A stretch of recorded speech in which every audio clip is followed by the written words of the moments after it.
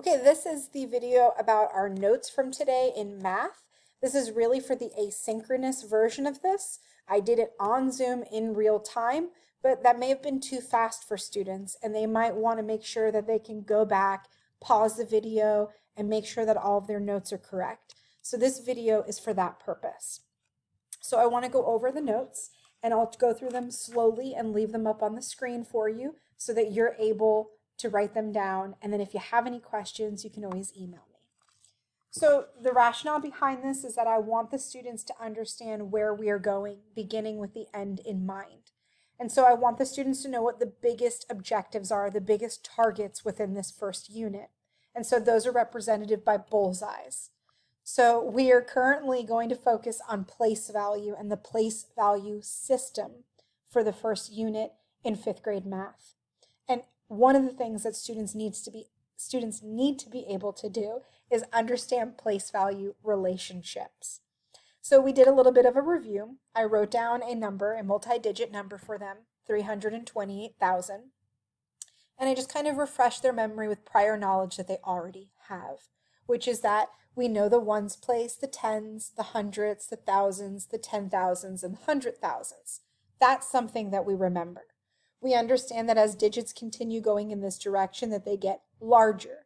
And we understand that as they go in this direction, they get smaller. That's something that we understand. What we want to take away from this now in 5th grade, building upon that prior knowledge, is that as I compare places, as I compare 8,000 to 20,000, the difference between those places is that when I move to the left, the number is 10 times larger. When I move to the right, the number is 10 times smaller. And that is a very important idea that the students need to have concretely in their minds. This will be helpful when they have to do some comparing to use this mantra to kind of remember what's getting bigger and what's getting smaller. We then talked about the differences that I know they know these numbers and how to add them and subtract them, but now we really want to look at numbers like decimals, and we want to see them in a different way. So let me pause for a moment.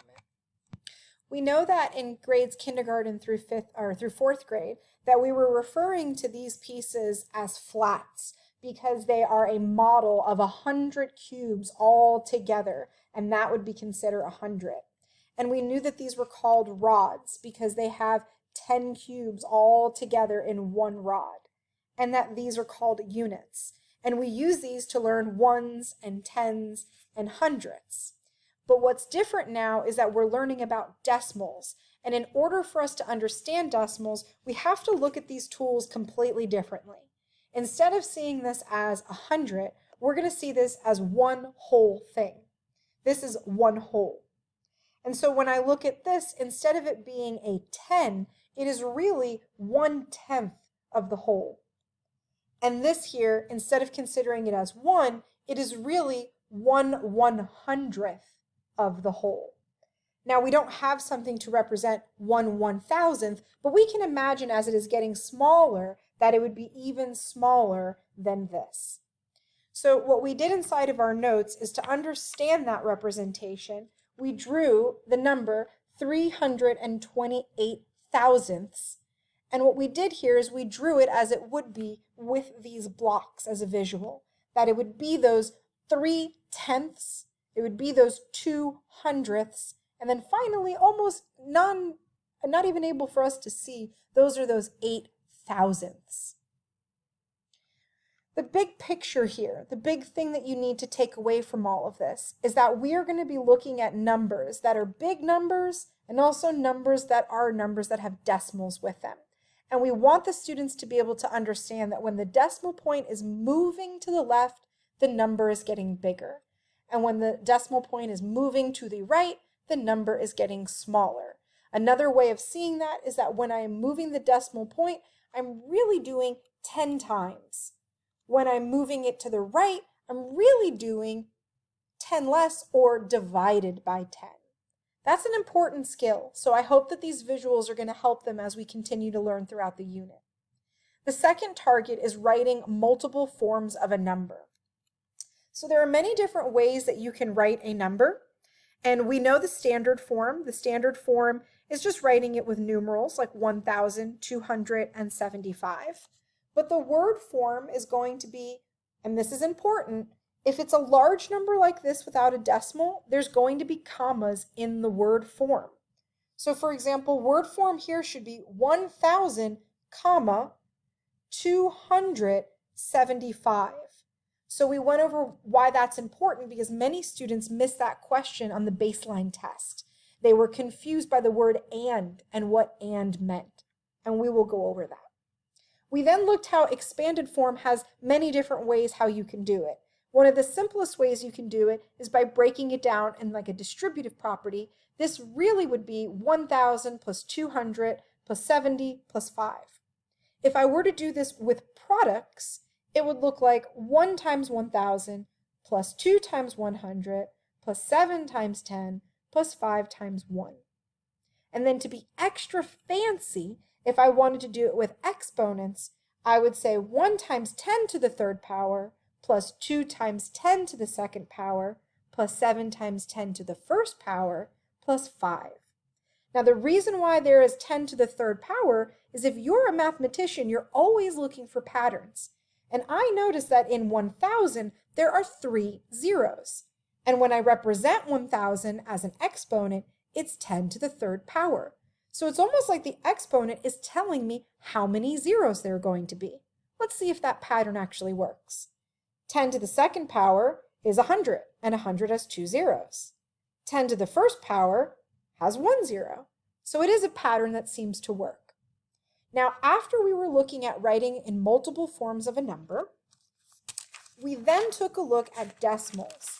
And I wanted the students to understand that when we are talking about numbers specifically, we have the ones period, and then we also have the decimals period. And so from the ones, as soon as you move into decimals, that's where that period is going to go. And we talked about when you hit the tenths, that it looks a lot like 4 times 1/10, or 0.4 as 4/10, or really if we want to get extra fancy, it's 4 to the 10 to the negative first power. We then talked about how hundredths is really 6 times 1/100, or we could say this as 0.06 represents 6 hundredths, or 6 times 10 to the negative second power. And then finally, we looked at this number over here, the 9, since it's in the thousandths place, that's really 9 times 1/1000. It's also 0.009 as 9 thousandths, and it's also 9 times 10 to the negative third power. So when I write a number like 5.469, I'm really saying in word form 5 and 469 thousandths. So that's really important that they understand that and is a key word that means a decimal point.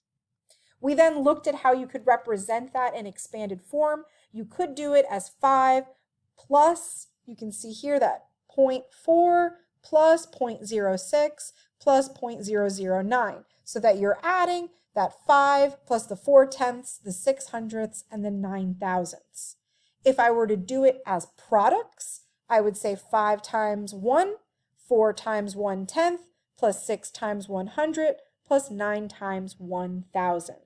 And if I really felt like I wanted to be advanced and know like middle school and how they do it, it could also be represented as 5 times 10 to the 0 power, plus 4 times 10 to the negative first power, plus 6 times 10 to the negative second power, and 9 times 10 to the negative third power.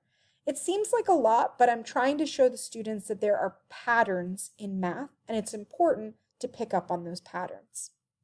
Finally, we just talked about rounding decimals, and that when I round decimals, it's really important that I know what the halfway mark is.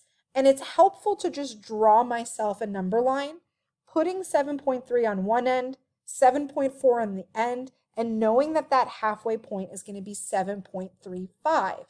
So let's say I get a number like 7.36 or 7 36 hundredths, and I have to round that number. Visually, I can look at it and I can tell that this number is closer to 7.4 than it is to 7.3. So if I was going to round this number, I would round it to 7.4 or 7 4/10. So those were the notes that we took for math. And then we took vocabulary words. And so for the vocabulary words, I gave them the word, the definition, and an example. For vocabulary, the first word we went over was product. Product is a result of multiplication. So 30 is a product of 6 and 5. We talked about the word factor. That factor is a number that divides evenly into another number. So 9 has the factors 1, 3, and 9, because 1 times 9 is 9, and 3 times itself is 9. We then talked about the word power. Power is a product of repeated factors. So 10 times 10 times 10 times 10 times 10, that's 10 to the 5th power. But it can also look like 2 times 2 times 2 is 2 to the 3rd power. We then looked at the word base. Base just means the repeated factor in a power. So the base in this one would be 2, but the base in this one would be 10. And I gave them another example. The base here is 10. Then we talked about exponents. Exponents is the number of times that the base of a power is used as a factor. So if I look here at 5 to the 8th power, the exponent is the small 8. That is telling me that it's going to be 5 times itself 8 times. And then finally, the last vocabulary word was period. It just means that each group of 3 digits is separated by a comma. So here is a period, here is a period, here is a period. I wanted them to know that. And that on their test, many of them did not include commas. And I went back to give them credit because they were accurate in their number. It was just a mistake. But I do want them to start getting into the habit of including commas, because if you're going to take an assessment online and if you're going to take FSA, you're going to want to include those commas. So that's a habit we want to learn early on. Those are the notes that we took for 5th grade math. I will make another shorter video for the additional notes that we took for 6th grade math.